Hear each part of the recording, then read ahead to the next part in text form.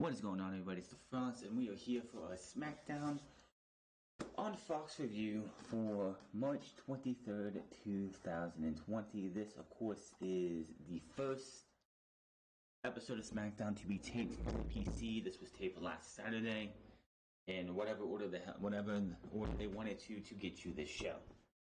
On this show, we got a tag team match determining who will face Miz and Morrison at PC Mania. Bayley, Sasha Banks, Tamina, Naomi, Lacey Evans having a little bitching back and forth, setting to build towards their match at PC Mania. And no mention of the biggest elephant in the room that WWE is not going to address until Mania next weekend. And that is the fact that Roman Reigns is not going to be wrestling the Universal Champion. Instead, WWE, knowing this full well for at least a day, continued the show as if nothing has happened. They didn't edit out, they didn't change the live match, the rerun match they were going to do. They didn't change any of the advertisement, announcing that due to health concerns, Roman Reigns has been removed from the Universal Championship match, and next week on SmackDown we'll tell you who's going to replace him. None of that. They have built this up, and they're still going to pretend like Roman Reigns is going to be challenging for the Universal Championship. And we'll talk about more of that tomorrow, or not tomorrow, but Sunday on Unscripted, and who they chose, and why it is a very bad idea, and so much more. But we started this show off with the Women's Championship match. For PC Mania, Sasha Banks comes out, Bayley comes out. It is a fatal 5-way. It was supposed to be a 6-pack challenge elimination match, but Dana Brooke has been quarantined, so she will not be at PC Mania, which I have so much to go over on Sunday. It's not going to be funny. And how much of a disaster next week's shows are just going to be just so bad. They take the mic, they talk about the show, they talk about how special the event is, but says this year's PC Mania or WrestleMania is a nightmare for them. Why? Because of Paige. Dismiss irrelevant to try and put us against each other. There is no separating us. We are like peanut butter and jelly, right? And she asked this straight to Sasha Banks, looks right at her when she says this. Sasha Banks hesitates for a minute. Right as she's about to say something, Lacey Evans comes out. Her music hits. Evans takes shots at Banks and Bayley calls her a loser. And Banks says she has a bratty little daughter. She should go complain to her. She should go complain to somebody who wants to listen to you. Maybe your bratty little daughter. Or is she too embarrassed about her mommy now? Something like that. Evans goes on about how she'll take care of both Banks and Bayley at PC Mania, taking the title from Out Comes Naomi. Runs down Banks and Bayley and says the glow will shine bright at PC Mania. Bayley says this isn't going to be one of those nights where everyone comes out and interrupts. The music hits, and out comes the most irrelevant person in this match, Tamina. Tamina enters the ring and stares everyone down. She says actions speak louder than words. Grabs Naomi, hits her with a headbutt, super kicks Lacey Evans. And then Bayley and Banks, who were behind her, they go around her and they go beat up Naomi a little bit.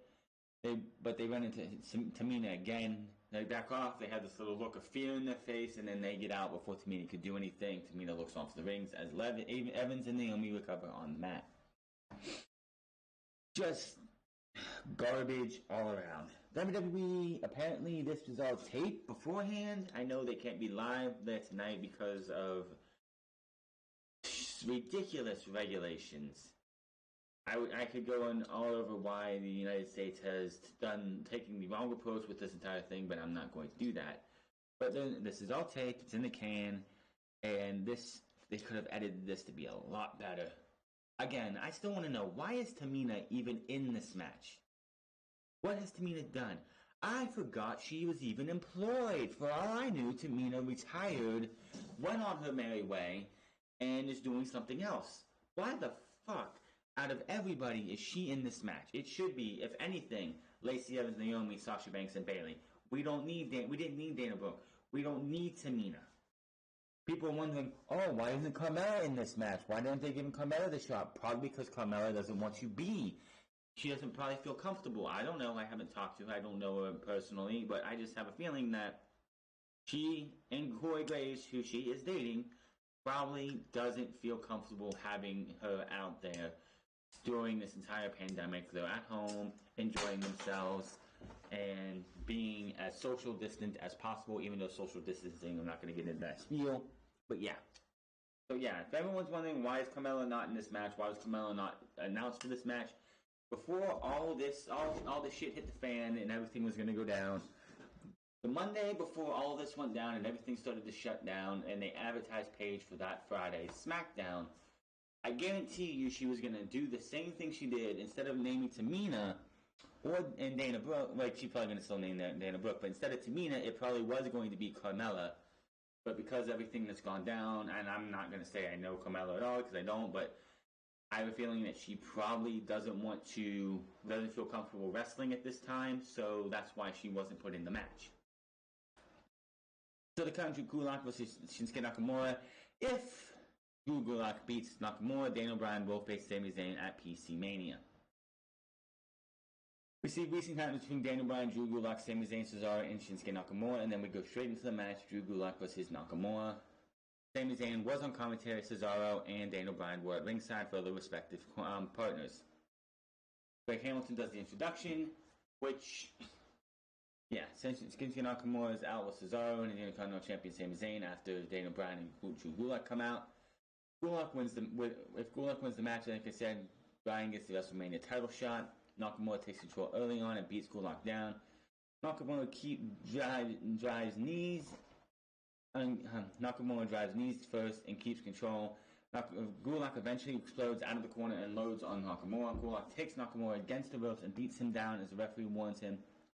Cesaro pulls Nakamura to safety outside the ring.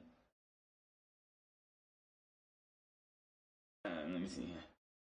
Nakamura delivers the big kicks against the announce table while Sami Zayn yells at him. Bryan walks over and Sami yells at him as well.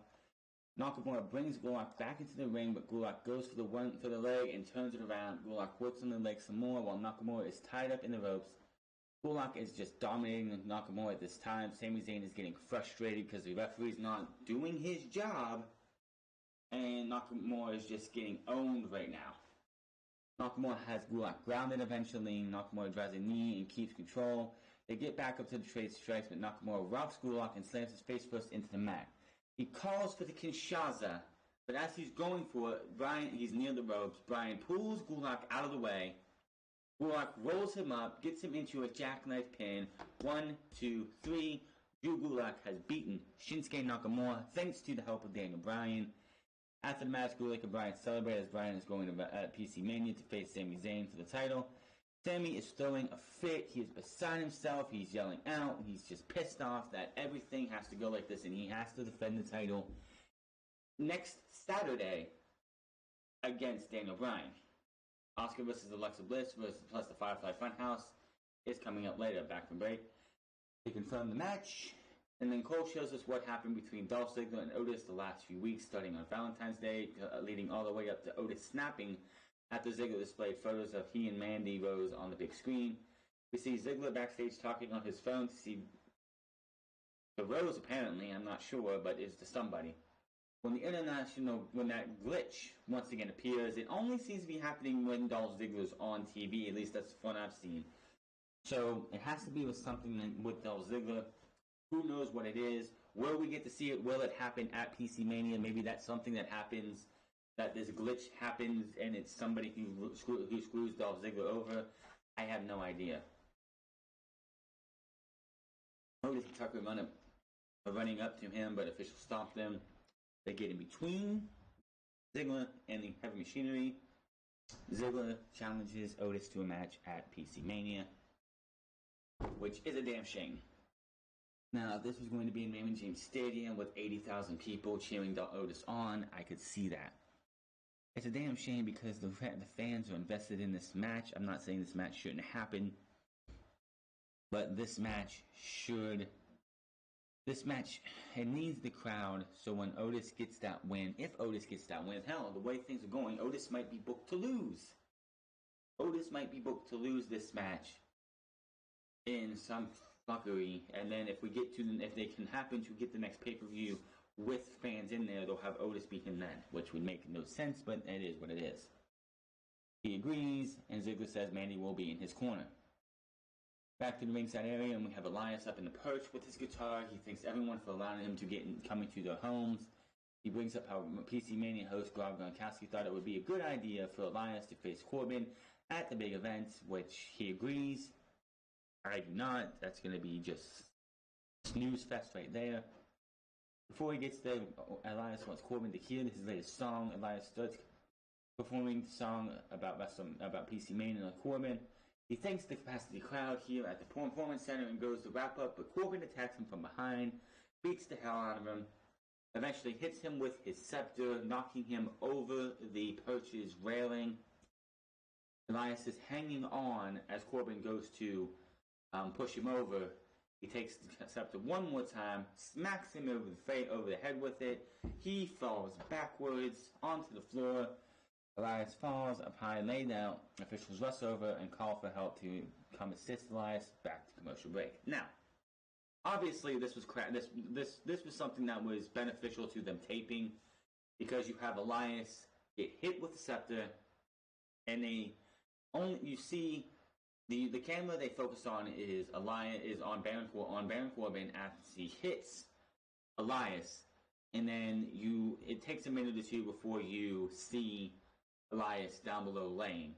What they did practically was they had Corbin hit him. Elias land on a crash pad, obviously. You're not going to have him fall from that far. I mean, yes, Johnny Gargano, Tommaso Ciampa did it, but they did it through a table. That's not the point. They have him fall backwards, crash pad. They can lift him up, pull the crash pad out from underneath him, move it away, and then just have him laying there as if he just got, like Corbin just attempted murder.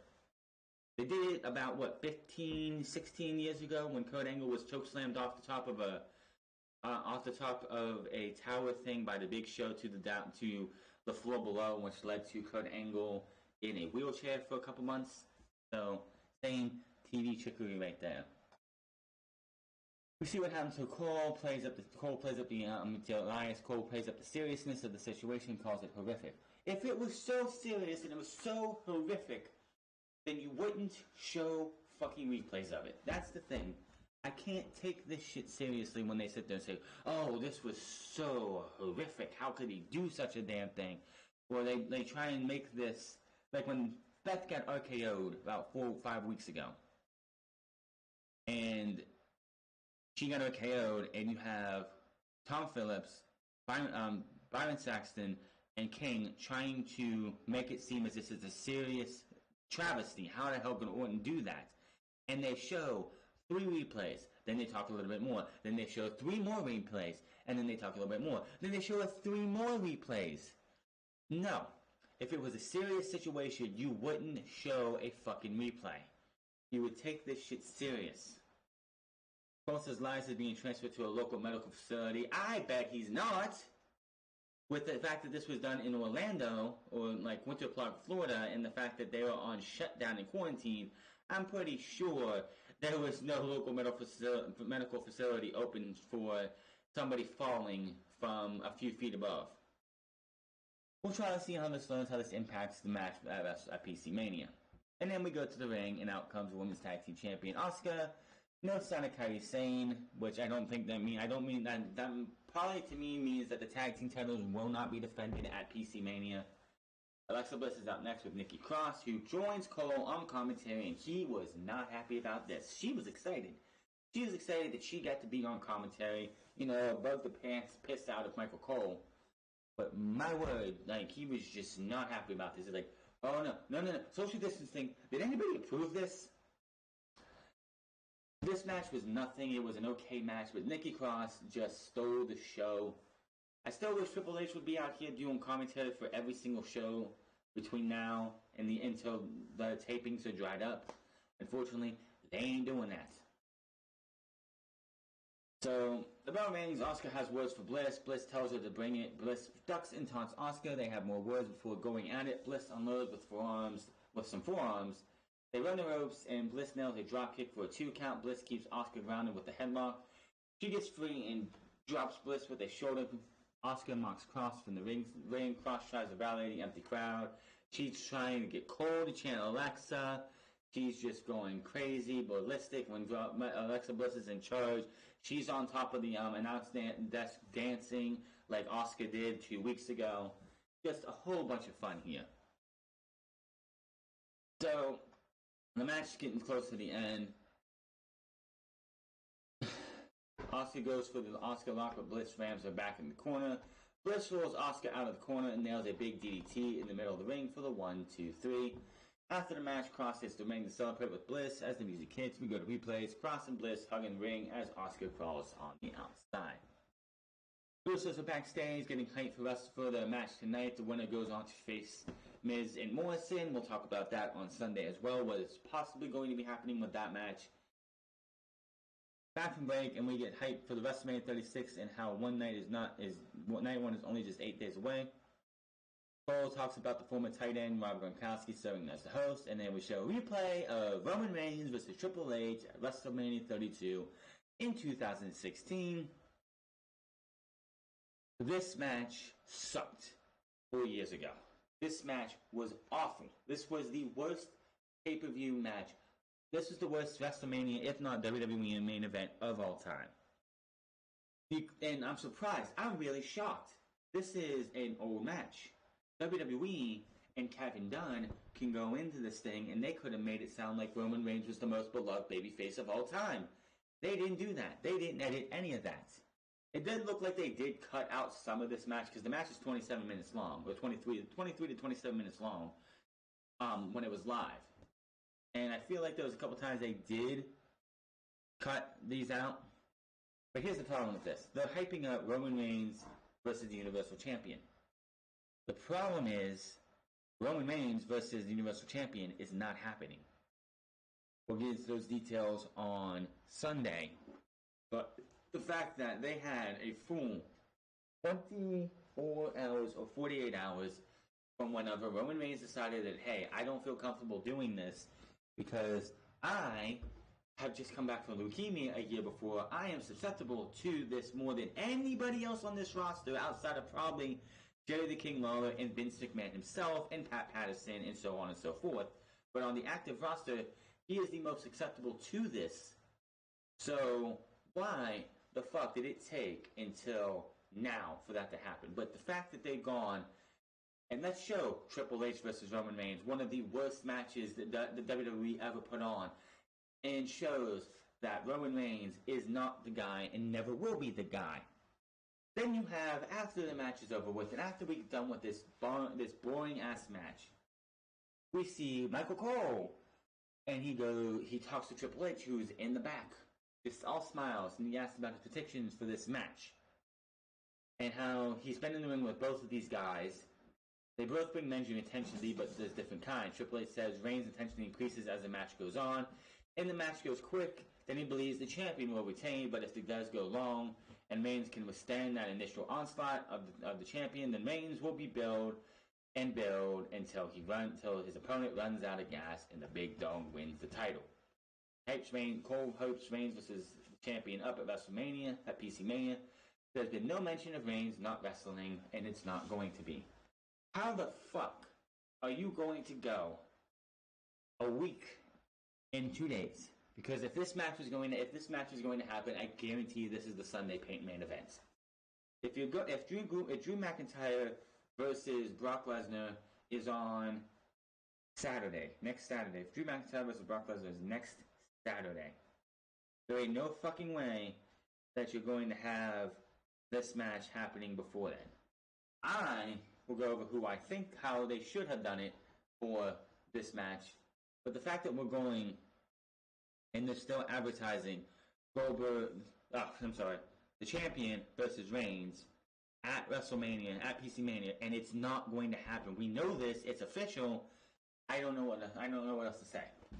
The fact that they are going out there and still advertising, having, oh, well, let's watch one of the worst wrestling main events. They could have showed Roman versus The Undertaker, Roman versus Brock Lesnar at WrestleMania 31 for all I fucking care.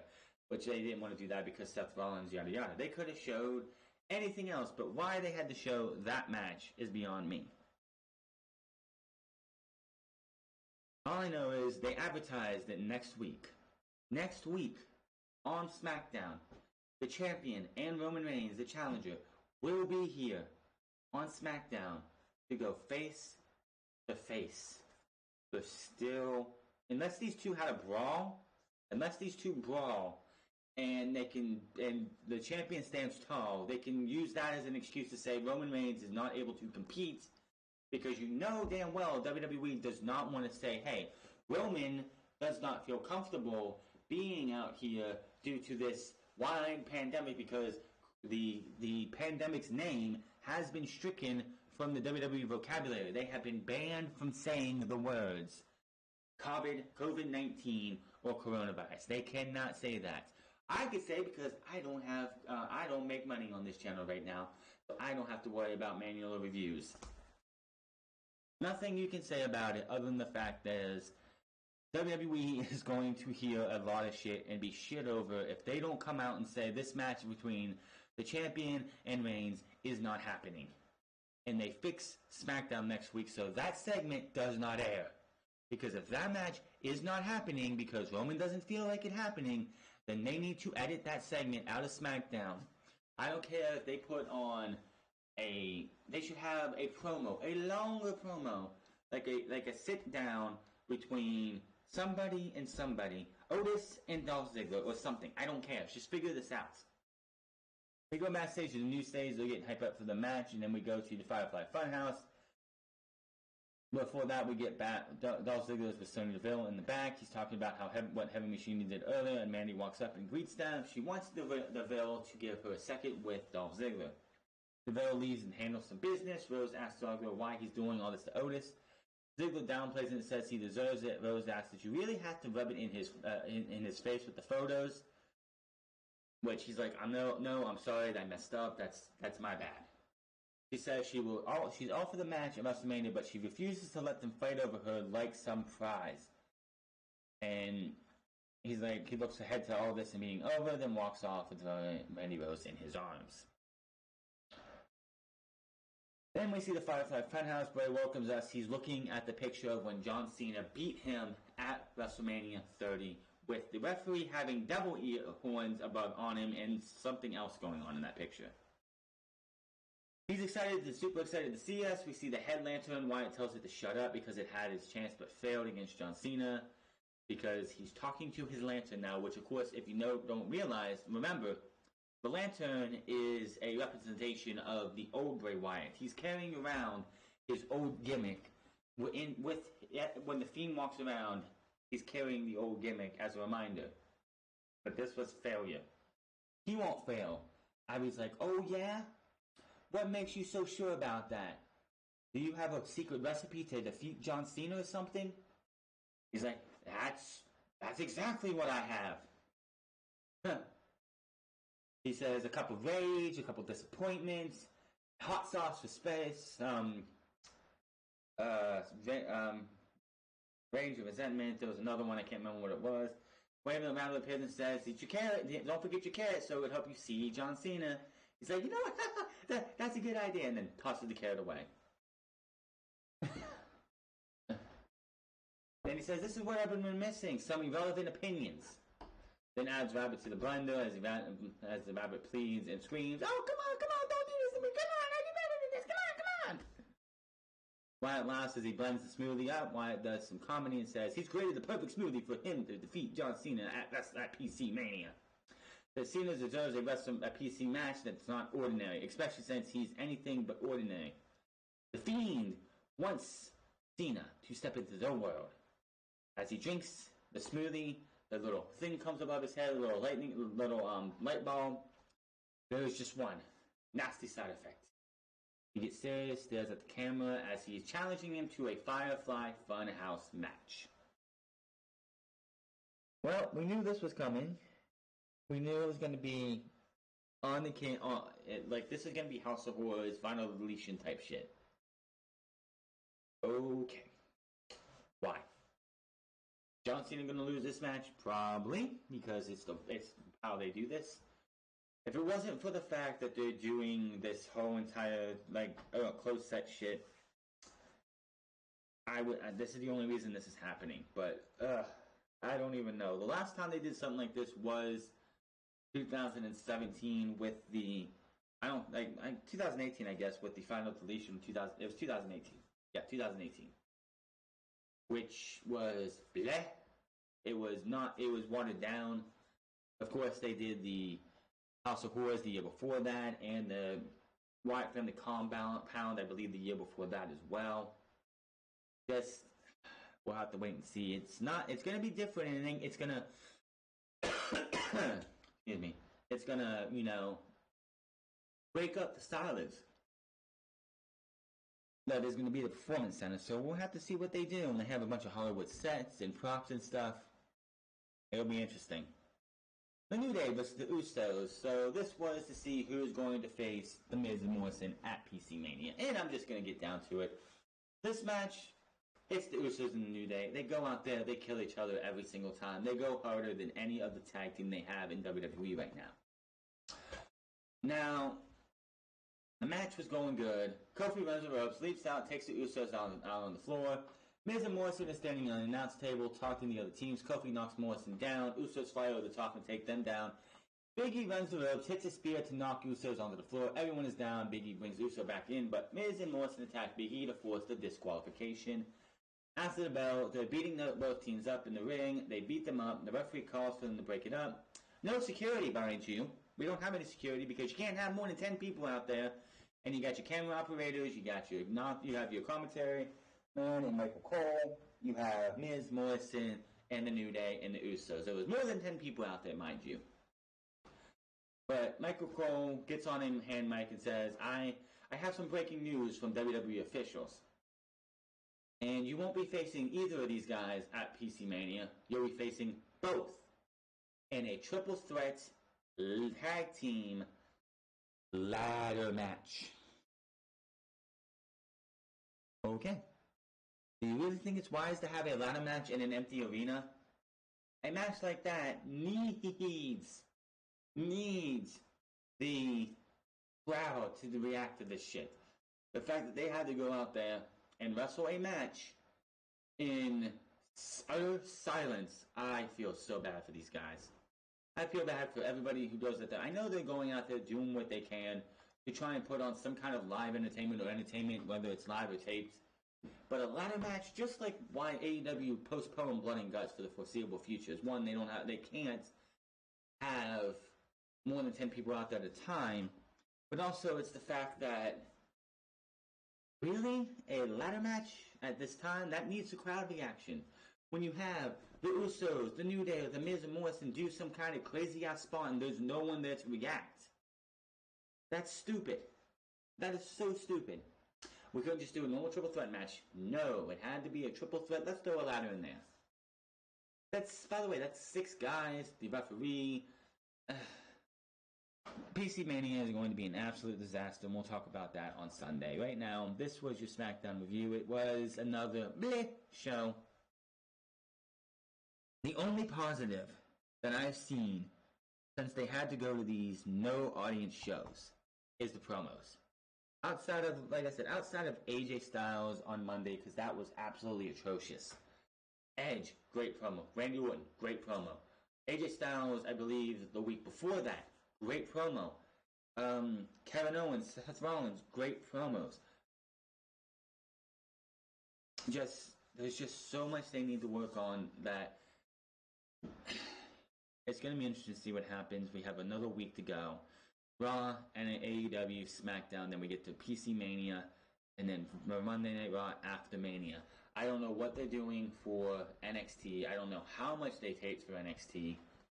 There is no TakeOver Tampa, but they did announce that the matches for TakeOver Tampa are going to be spread across a few weeks of NXT, starting, I believe, after PC Mania. So NXT and like all of this, I just hope blows over soon so we can just get over with this stuff, because it's going to be hard to do. It's hard to do these shows. It's hard to keep interest in these shows. AEW damn near came close to cracking 1 million views last week on AEW's show on TNT. This week they dropped because you just can't replicate a show without an audience. You need an actual audience for these shows to actually feel great. Otis versus Dolph Ziggler needs that audience. So when Otis finally beats the guy who took his woman, who Sonya Deville probably helped set up to screw Otis over, and he's going to get his revenge on this guy for stealing the girl that he has had hots for a very, very long time. This is going back to like the PC days. But just, I don't know. It's hard to get through this, and we're going to have to get through this as it is. There is no live wrestling again until further notice. Raw will be taped, NXT's taped, AEW's taped, SmackDown's going to be taped, PC Mania's taped, the Monday Night Raw after Mania's taped, NXT's probably taped as well, and then AEW as well, and I don't know about SmackDown after that. Will they be able to get SmackDown, whether it's at fans on it or not? I have no idea. But NXT, but that's all I can say is that wrestling is going to be very tough to watch anything new that comes out for the foreseeable future until this stuff's over with. But hit that subscribe button, comment down below, like or dislike this video, find me on Twitter at The France Club, find me on twitch.tv/France Club, find me on Instagram at The France Club, and I will see you guys Sunday for another episode of Unscripted. Until then, my name is France, and I'll see you guys later.